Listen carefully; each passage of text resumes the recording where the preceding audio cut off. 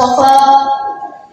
أما بعد، أيها الإخوة، إن الله تبارك خلق الإنسان ووهبه الحياة والموت ليبلوه ويمتحنه، فمن كان يريد حرث الآخرة يزد له في حرثه، ومن كان يريد حرث الدنيا يؤته منها وما له في الآخرة من نصيب.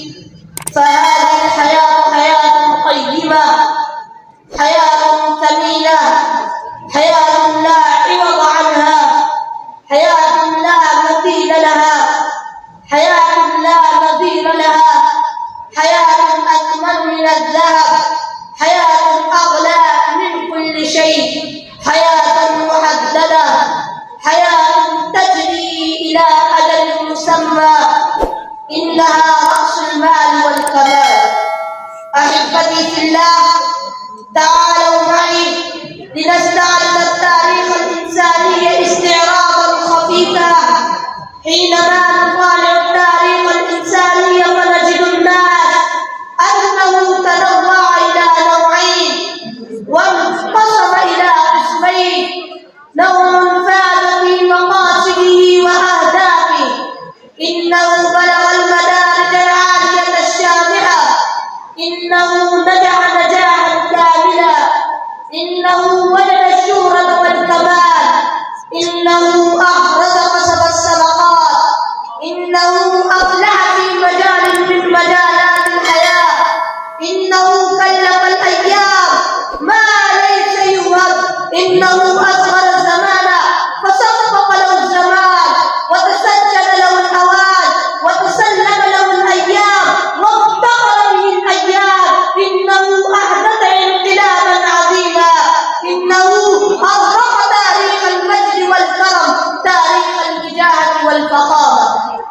يا أمة الإسلام، هذا في جانب، وفي جانب آخر أن الآلاف من الناس ذهبوا واندثروا، خرجوا وعملوا، تهللوا وتلاشوا، تفاعلوا وتفندوا، فلا أجل لهم ولا مفخرة من مفاخر الإنسان ولا مقربة من مكارم البشر قدرت وكتبت لهم، فخسروا وخابوا ورجعوا خاسرين خائبين تابعين راشدين، إنهم كانوا نسيا منسيا. يا أيها الناس، لماذا هذا الفرق بين هذين النوعين؟ فنجح هذا وخسر هذا، هذا سعد وذلك شقي، هذا وصل إلى المقام العالي وذلك وصل إلى الدرك الأسفل، هذا تكلم بالنجاح وذلك قابل النقصان. ومعلوم أن النوع الأول من الإنسان أدرك الحياة وحقيقتها، إنه عرف غرضه للحياة وعكف على حصوله وإدراكه ولم يتغافل عن مقصده لأجل لحظة من لحظات الحياة، والآخر تغافل وتذاكر، تعارض وتكاسل، فنام نوما غريقا من الغفلة والبطالة، فقدر له الحرمان إلى أبد الآباد. يا أمة الإسلام، هذا الوقت له أهمية كبيرة في الحياة الإنسانية، له تأثير كبير في الحياة البشرية.